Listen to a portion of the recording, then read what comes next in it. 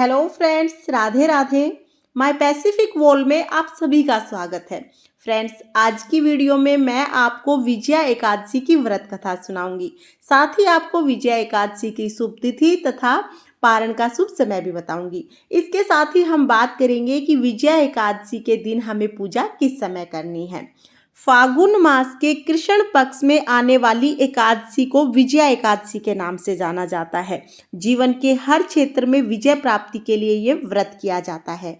जब भगवान श्री रामचंद्र जी अपनी वानर सेना के साथ समुद्र के तट पर पहुंचे तो वहां पर रास्ता रुक गया था। समुद्र को पार करना बहुत ही मुश्किल था।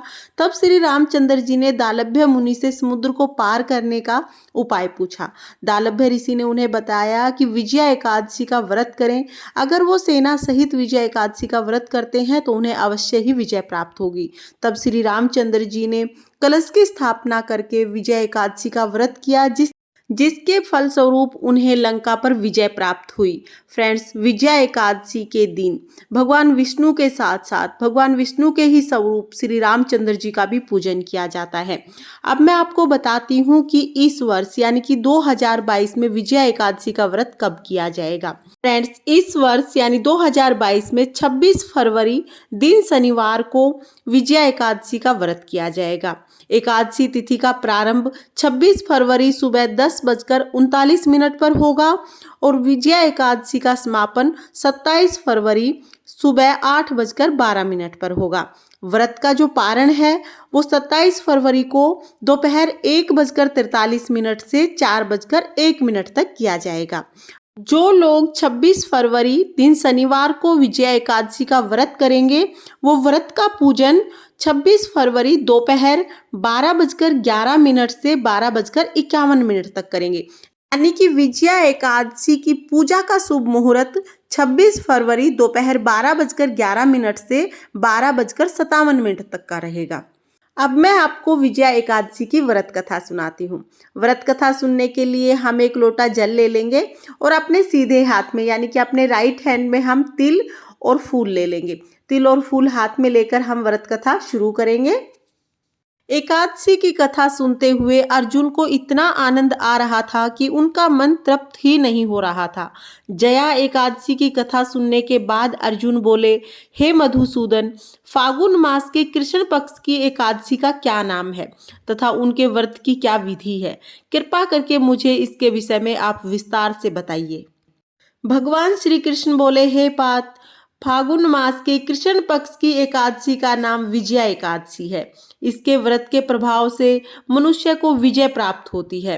विजया एकादशी के महात्म्य को सुनने और पढ़ने से ही समस्त पापों का नाश हो जाता है। एक समय देवऋषि नारद ने जगत पिता ब्रह्मा जी से कहा, हे ब्रह्मा जी, आप मुझे फागुन मास के कृष्ण पक्ष की विजया एकादशी का वृतांत सुनाइए। ब्रह्मा जी बोले, हे पुत्र, विजया एकादशी का व्रत प्राचीन तथा नवीन पापों को नष्ट करने वाला है। इस एकादशी की विधि मैंने आज तक किसी को नहीं कही है, किंतु तुम्हें बताता हूँ। यह समस्त मनुष्यों को विजय प्रदान करती है, अतः विस्तार पूर्वक सुनो। त्रेता युग में मर्यादा पुरुषोत्तम श्री रामचंद्र जी को जब 14 वर्ष के वनवास के लिए जाना पड़ा, तब वह श्री लक्ष्मण जी तथा माता सीता सहित पंचवटी में निवास करने लगे। उस समय महापापी रावण ने सीता जी का हरण कर लिया। इस दुखद समाचार से श्री रामचंद्र जी तथा लक्ष्मण जी अत्यंत व्याकुल हुए और सीता जी की खोज के लिए चल दिए। घूमते घूमते वो जटायु के पास पहुंचे। जटायु ने उन्हें सीता जी के हरण का पूरा वृतांत सुना दिया और उसके बाद भगवान श्री रामचंद्र जी की गोद में ही प्राण त्याग कर स्वर्ग चले गए। कुछ आगे चलकर राम लक्ष्मण जी सुग्रीव के साथ मिले तथा उनकी मित्रता हो गई। वहां उन्होंने बाली का वध किया। श्री हनुमान जी ने लंका में जाकर सीता जी का पता लगाया और सीता जी से श्री रामचंद्र जी तथा सुग्रीव की मित्रता के बारे में बताया। वहां से लौटकर श्री हनुमान जी रामचंद्र जी के पास आए और अशोक वाटिका के सब समाचार श्री रामचंद्र जी को सुनाए। तब श्री रामचंद्र जी ने सुग्रीव की सहमति से वानरों तथा भालुओं की सेना सहित लंका में प्रस्थान किया। जब श्री रामचंद्र जी समुद्र के किनारे पहुंचे तब उन्होंने मगरमच्छ से युक्त समुद्र को देखकर श्री लक्ष्मण जी से कहा, हे लक्ष्मण, इस अगाध अनेक जीवों से युक्त समुद्र को किस प्रकार पार किया जा सकता है। तब श्री लक्ष्मण जी बोले, हे भ्राता, आप पुराण पुरुषोत्तम आदि पुरुष हैं, आप सब कुछ जानते हैं। यहाँ से करीब आधा योजन की दूरी पर कुमारी द्वीप में दालभ्य नाम के ऋषि रहते हैं। उन्होंने ब्रह्मा जी के दर्शन किए हुए हैं। आप उनके पास जाकर विजय का कोई उपाय पूछें। लक्ष्मण जी के वचनों को सुनकर श्री रामचंद्र जी दालभ्य ऋषि के आश्रम पहुंचे। उन्होंने जाकर मुनि को प्रणाम किया। मुनि ने मनुष्य का रूप धारण किए हुए पुरुषोत्तम से पूछा, हे श्री राम, आप किस इच्छा से यहाँ आए हैं। श्री रामचंद्र जी बोले, हे महर्षि, मैं अपनी सेना सहित यहाँ आया हूँ और राक्षसों को जीतने का उद्देश्य रखता हूँ।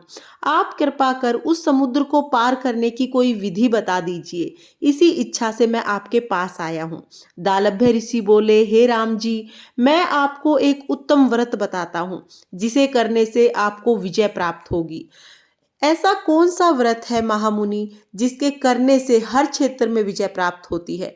उत्सुक होकर श्री रामचंद्र जी ने पूछा। तब महर्षि दालभ्य बोले, हे मर्यादा पुरुषोत्तम, फागुन मास के कृष्ण पक्ष की विजय एकादशी का व्रत करने से आप अवश्य ही समुद्र को पार कर जाएंगे और युद्ध में भी आपको विजय प्राप्त होगी। हे रामचंद्र जी, इस व्रत के लिए दशमी के दिन से ही स्वर्ण, चांदी, तांबे या मिट्टी का एक कलश बनवावें। उस कलश को जल से भरकर तथा उस पर पंच पल्लव रखकर उसे वेदिका पर स्थापित कर दें। उस कलश के नीचे 7 अनाज रखें और ऊपर जौ रखें। उस पर श्री नारायण भगवान की स्वर्ण की मूर्ति स्थापित करें।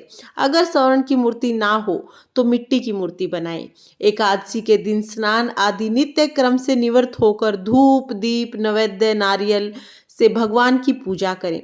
वह सारा दिन भक्ति पूर्वक कलश के सामने ही व्यतीत करें और रात्रि को भी उसी के पास बैठकर जागरण करें। द्वादशी के दिन नदी या तालाब के किनारे स्नान करने के बाद उस कलश को ब्राह्मण को दान कर दें।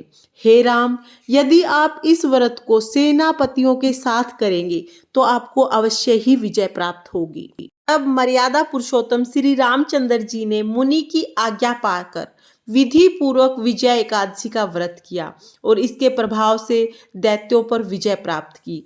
अतः हे राजन, जो मनुष्य इस व्रत को विधि पूर्वक करेगा उसकी दोनों लोकों में विजय होगी। श्री ब्रह्मा जी ने नारद ऋषि से कहा, हे पुत्र, जो इस व्रत का महात्म्य सुनता है या पढ़ता है उसे वाजपेय यज्ञ के समान फल की प्राप्ति होती है। विष्णु भगवान का किसी भी रूप में पूजन मानव मात्र के समस्त मनोकामनाओं को पूर्ण करता है। भगवान राम हालांकि स्वयं विष्णु भगवान का अवतार थे, परंतु अपनी लीलाओं के चलते प्राणियों को सद्मार्ग दिखाने के लिए उन्होंने भगवान विष्णु के निमित्त इस व्रत को किया। विजय की इच्छा रखने वाले कोई भी मनुष्य इस व्रत को करके अनंत फल के भागी बनते हैं। विजया एकादशी का व्रत प्राणी मात्र को हर क्षेत्र में विजय श्री प्रदान करता है। ये थी विजया एकादशी की व्रत कथा। व्रत कथा सुनने के बाद जो हमने हाथ में फूल और तिल के दाने लिए हैं वो हम श्री हरि विष्णु भगवान को समर्पित करेंगे। हाथ जोड़कर श्री हरि विष्णु भगवान से अपने जीवन के उद्देश्य में विजय प्राप्ति के लिए प्रार्थना करेंगे। इस तरह से हम विजय एकादशी की व्रत कथा सुनेंगे। फ्रेंड्स, जीवन के हर क्षेत्र में विजय प्राप्त करने के लिए विजय एकादशी की व्रत कथा अवश्य सुने। और विजय एकादशी की पूजा कैसे करनी है इसका वीडियो भी चैनल पर आ चुका है, लिंक आपको डिस्क्रिप्शन में मिल जाएगा। अगर ये वीडियो आपको पसंद आया हो और अगर ये वीडियो आपके लिए यूजफुल हो तो वीडियो को लाइक करें और चैनल को सब्सक्राइब करें। देखने के लिए बहुत बहुत धन्यवाद। राधे राधे।